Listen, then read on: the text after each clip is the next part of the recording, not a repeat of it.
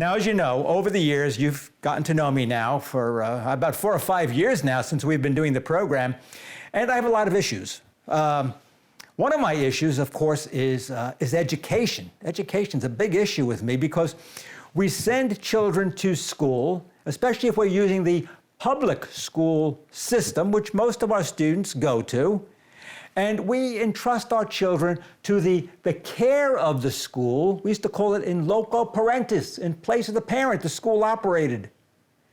But also, perhaps too much now, we are entrusting the school with educating our children insofar as the values that they hold and what they believe. So some people say, we provide a secular education, value-free. Folks, there ain't no such animal as value-free. There are always values, no matter who we are, we're speaking out of the fullness of our heart. And there's no such thing as just pure science. It's whose science is this? Whose political point of view is influencing what's going on in the classroom? What is being taught in the classroom? It's time to reevaluate our schools and what's being taught in our schools. Today, we have with us a wonderful young man who is involved with our schools. And in what way? He's involved in the pro-life movement, Students for Life for America. Students for Life for America.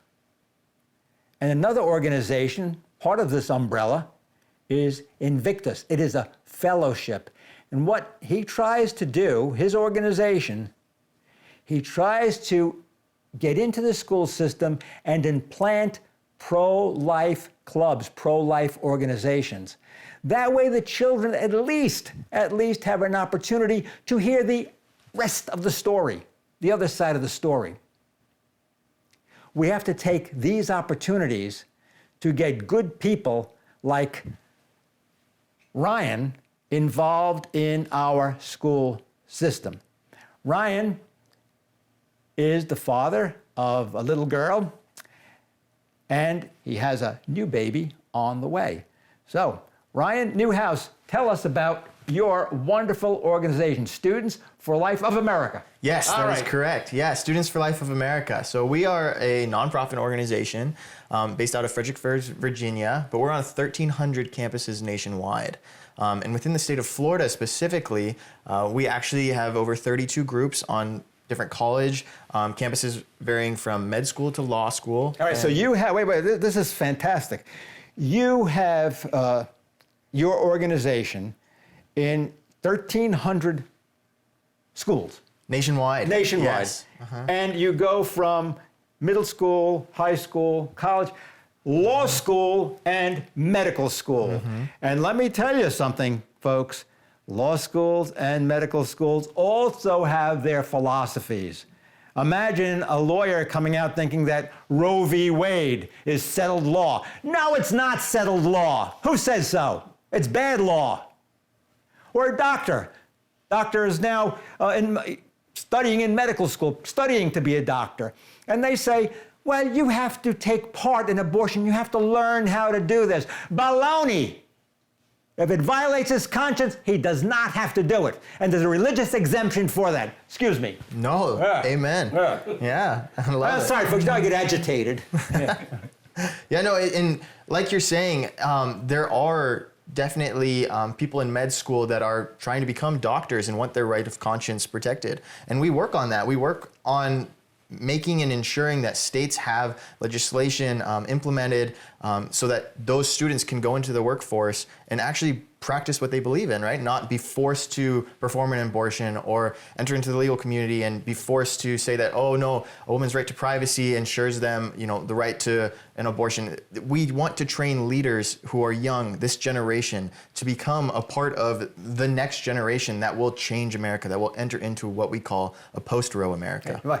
How do you do this? You just don't walk up to the public school or to the medical school or to the law school and say, knock, knock, I'd like to come in and start a club. How do you do this? Yeah, no, so you're right. We don't just walk in and just walk up to the administration and say, hey, we want to start a club. Oftentimes we're met with a lot of opposition when we go to an administration. As a lot of you probably know, a lot of, administrations are more liberal in a sense. They lean to the left. No, I never heard that. So what we do is we reach out to students directly. What I will do here in Florida is I will go onto a campus all alone with a table and a setup, and I will just sit there for hours. Wait, we got to run this by me again because I can't comprehend this. You're going into the lion's den. Yes, sir. All right? Yep. And you're walking in there with your little briefcase, and you just set up a table. I do. I bring out some fetal models. I bring out. And nobody says anything to you? No, if it's a public university, I have the right to be there, and I have this free ability under free speech to say what I believe in. Okay, so you set up your table, and then people start passing by. People do. People begin to notice. They either, look at me disgruntled, or they look at me with a lot of interest and say, why are you here? What are you talking about? Can I learn some more? And oftentimes, I engage in some very fruitful conversations with people. People in our education system aren't properly educated on a lot of the biology that goes into fetal development. So when they see, a fetal model showing a baby at, 8 or 10 weeks and the size, and that there's appendages already present, and that there's a heartbeat already there, that brain activity is already starting to be detected, that draws interest, and that draws people to want to learn more. Okay, wait. Folks, you would think, all right, I could see, you get a kid, in middle school, all right? That used to be like 6 to 9, whatever grades that is. They're still like, kids, 12 to 15, 16, I guess. Yeah. I don't know. And all right, you just say, well, these kids don't know. They don't know biology, all right? You're telling me when you go to these college campuses,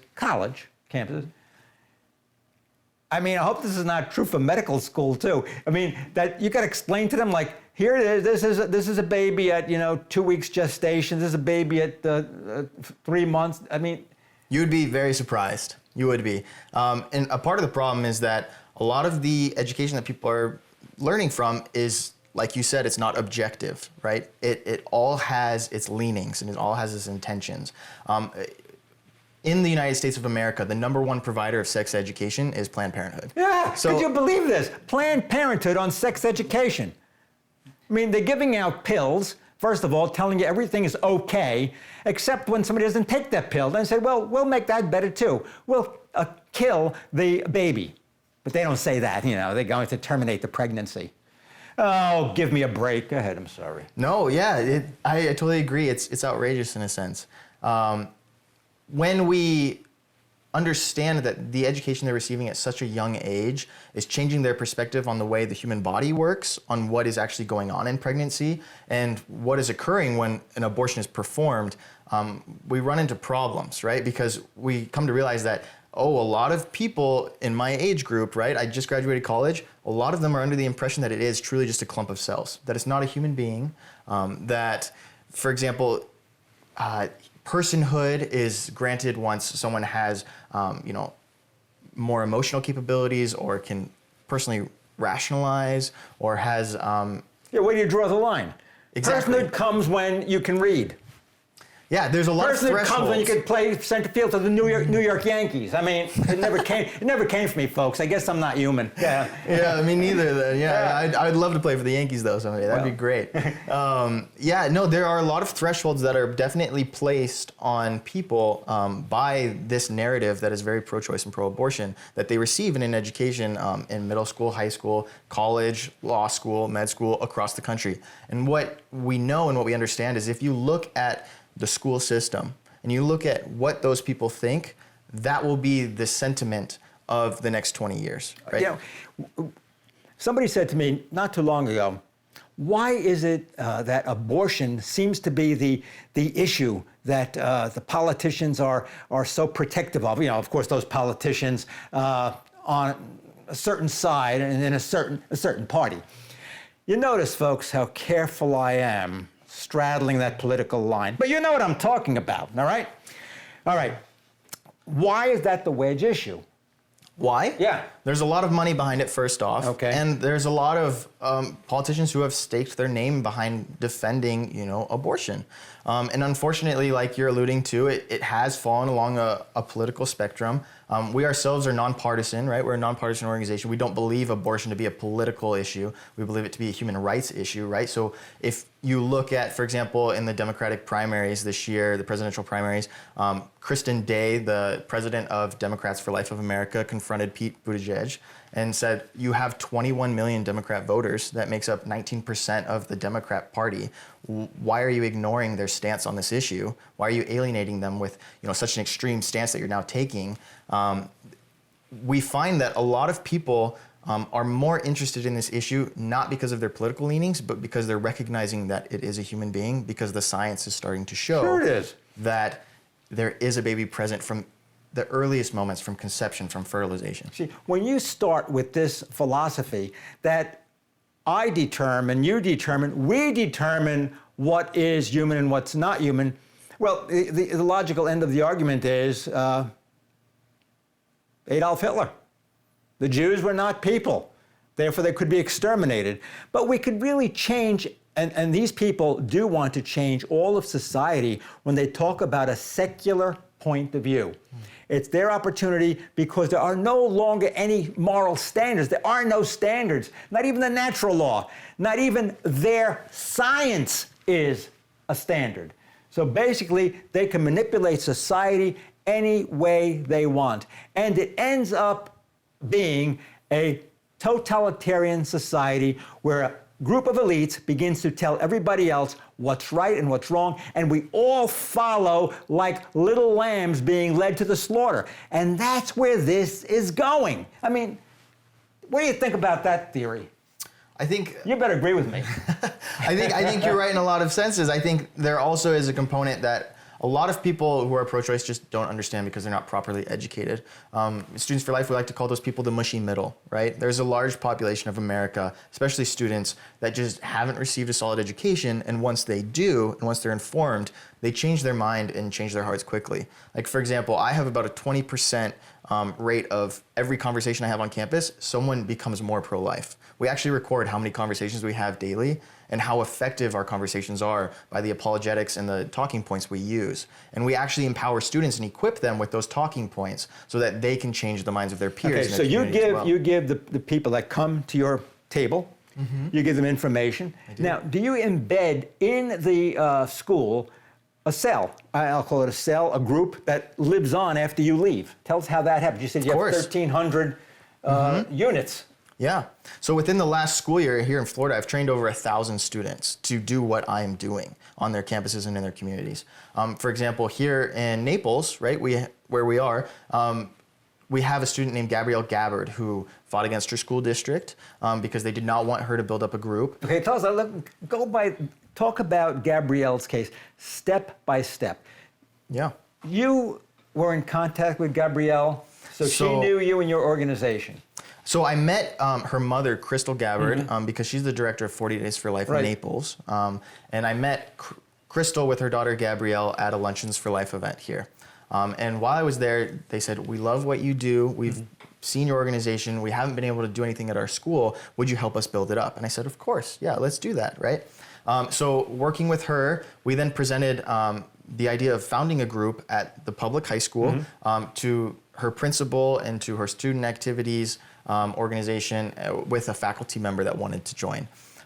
That was met with severe opposition from the beginning. The faculty member was told that if she continued pushing this issue and continued to help the student build up the club, she would lose her job. Okay, right? so Gabrielle says, I learned all this wonderful stuff from Students for Life of America, okay, your organization.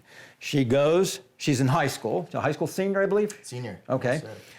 She goes and she says to, who do you go to, the guidance counselor, vice principal? I believe it was just the school administration principal or someone of that. All right, and we want to start this group. Now, my experience with schools is they have like a group for everything, for a group to teach you, proper nose wiping. All right. But they had all these other groups. I'm told they have, groups about, for instance, protecting Roe v. Wade group, okay? LGBTQ, etc. plus group. So then they go, this Gabrielle, and she says, I want to have a group that's pro-life. And she gets a teacher that says, hey, that's a good idea. I'd like to. The teacher's kind of like on the same page. And then what happens? School board says no. Board says no. Look, folks, people don't pay enough attention to those school boards. I have spoken many times about this. They are a very, very powerful organization because they touch the future. They are the ones that decide what's going to be taught in the schools and who's going to teach in those schools. And a lot of people just blow off the school board elections. Let me tell you something. Did you know that Jimmy Carter began his political career getting on the school board in Georgia? You didn't know that. You weren't born. I was not. I'm a youngin'. Yeah. See, I remember him, and but that's how he got started, and that's why these school boards are extremely important. So the school board says no. All right. Well. All right, now, Gabrielle didn't back down. No, yeah, so we partnered with Alliance Defending Freedom. They're an awesome legal organization. Okay, so this Alliance Defending Freedom, it's a great group. You know, just tell them a little bit about that. I want the folks to know. There are people that are going to help you to promote your rights. You're not hanging out there by yourself. Yeah, they're a law firm that help individuals in situations that are struggling with, free speech rights or religious liberty, and they do a lot of their work pro bono. But Alliance Defending Freedom actually assisted Gabrielle by sending a demand letter to the principal in the school district saying, hey, you have an LGBT rights group on campus, right? This faculty member has been met with severe opposition and threats of losing her job. This is against the law. As a public school, she should be able to create her group and lead these students in a pro-life effort and use her right to free speech and religious liberty. And that intimidated them to such an extent that the group was actually formed. So we have a great group at Gulf Coast High School now, and that was built up by Gabrielle, and they went to the March for Life. Gabby has actually been all over the country speaking. She actually spoke at an event in Washington, D.C. during the week of the March for Life with Abby Johnson and Alliance Defending Freedom. She's now taken off, and that's what we do with Students for Life. See, that's what they're all about. This is like a tremendous success story here about what's happened right here in our own area at a local high school. But you notice, folks, this little girl didn't get woofed off. All right, you know what woofing is? That's the big dog that really is more scared of you than you are of them, and they try to intimidate you. Woof, woof. But guess what? You go up right against that big dog, and what happens? They back down. They back down. And a lot of times, we think that we're helpless and hopeless. That's because people back down. You don't back down. You don't back down. Winston Churchill, never give in, never give in. Never give in. And that's what I'm telling you, never give in. And there are people like Ryan and the Alliance Defending Freedom. They're there to help you with all the legal stuff and all the media stuff. Right? You do any media stuff? Oh, yeah. Yeah, we do a lot of media stuff. This is like your big break with me. Yeah, exactly. Yeah, this is my time to shine. We do. We recently did some press releases with the SBA list, so Susan B. Anthony list. We're doing a big effort with the 2020 elections, trying to get pro-lifers out to vote. I publish a lot of articles in various news outlets, and we try to be involved in the media as much as we can. Our president, Kristen Hawkins, travels all over the country, is often on Fox News speaking. She's very equipped and very, very powerful voice in the pro-life movement.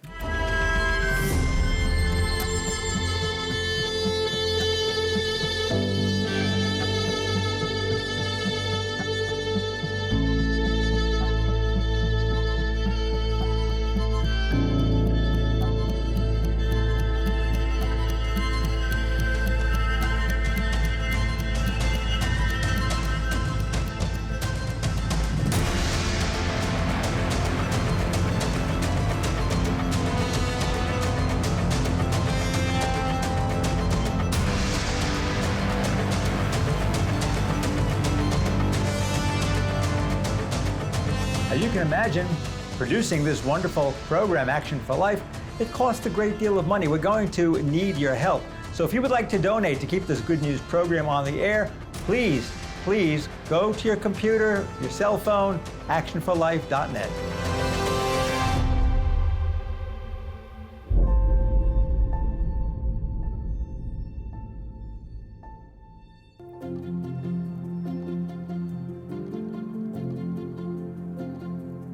Thought for the day. A lot of people think that the religion is only for the next world. Well, it's very much for this world too. It has an impact on our daily lives. Make sure that you take time to know the candidates who are running for office and then to vote for those candidates who are pro-life.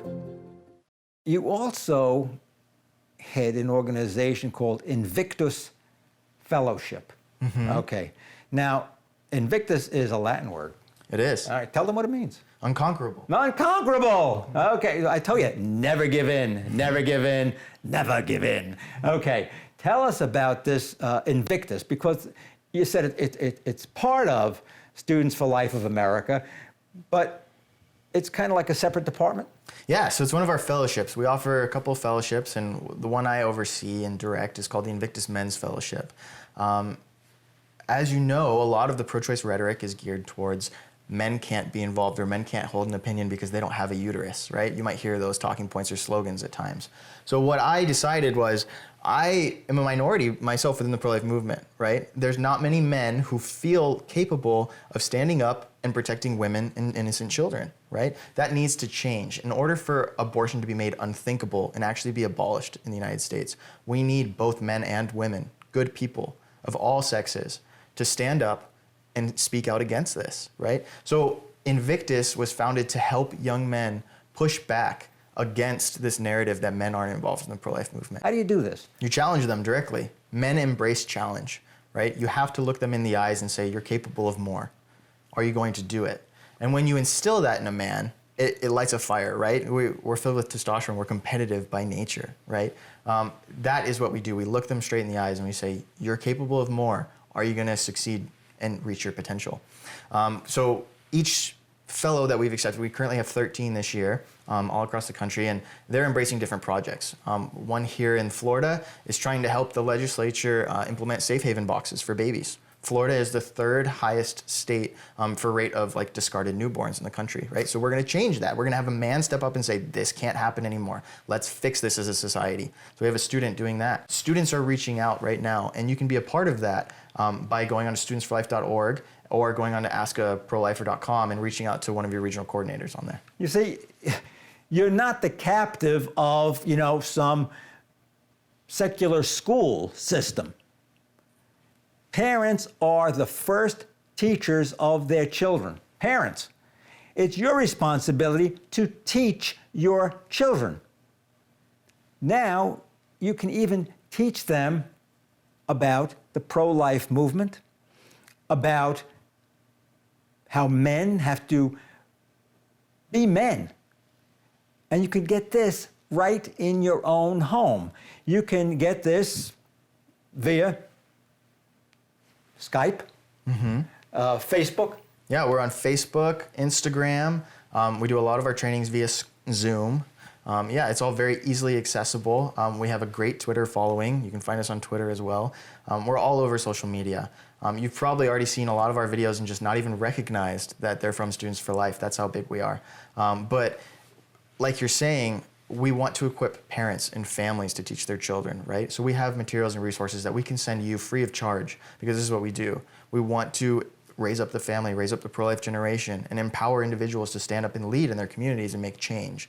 So if you are interested in gaining materials or resources that you can share with your children or your friends or your family, please reach out and please talk to us, because we want to help you. Okay, I don't want to hear anybody saying, what am I going to do? What am I going to do? I'm not an educated person. I don't know a lot of this stuff.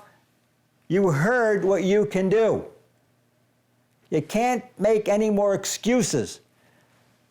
Listen to what Ryan had to say. Get in touch with his group. And then once you instruct your children, because you are the first teachers of your children, you have responsibility. Don't think just because you send them to school that you fulfill their obligation. It's always been the role of the parent to educate the child and not to slough it off on some organization, some group that's just going to watch them for 8 hours a day. You are responsible, and you now have learned about an opportunity to bring into your own home, right into your own home, a marvelous teaching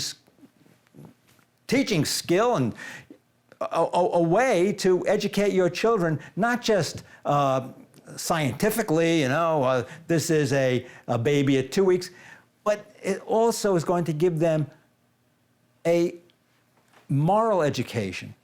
It's going to enable them to speak intelligently and to debate the issues of the day. This is for the little ones. You might have an older son or daughter, grandson, granddaughter. They might be in law school, or you might be in law school, or in medical school. Wouldn't it be wonderful for you to get involved with Students for Life of America and Invictus? That way you can go back to school in September or whenever the schools reopen and be fortified with the truth and be able to speak intelligently to those people who do not know the truth. And then to not be afraid, because you could implant in your school an organization that will make a difference for your education, but the education of people that are going to come after you for years and years and years. And you might very well be saving a life by what you do, bringing this great organization, Students for Life of America and Invictus, into your school. Well, Ryan, I want to thank you for being with us today. Thank you. It's just fantastic. I love what you're doing. You have a fine organization. And don't forget to watch again next week. I'm for action, and I hope you are too. We would like to thank our generous sponsors for their wonderful support.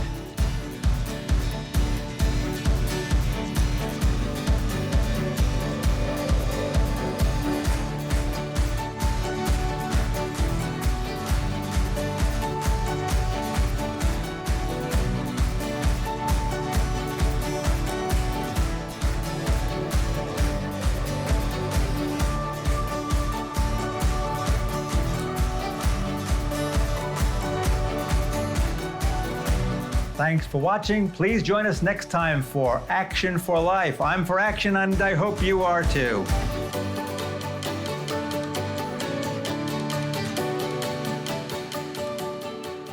I'm Father Michael Orsi. I am your host for Action for Life Television, that good news program which talks about the gospel of Jesus Christ, the big G and the little g, all the good things that people are doing to put the gospel of life into action. So please join us for the next episode of Action for Life.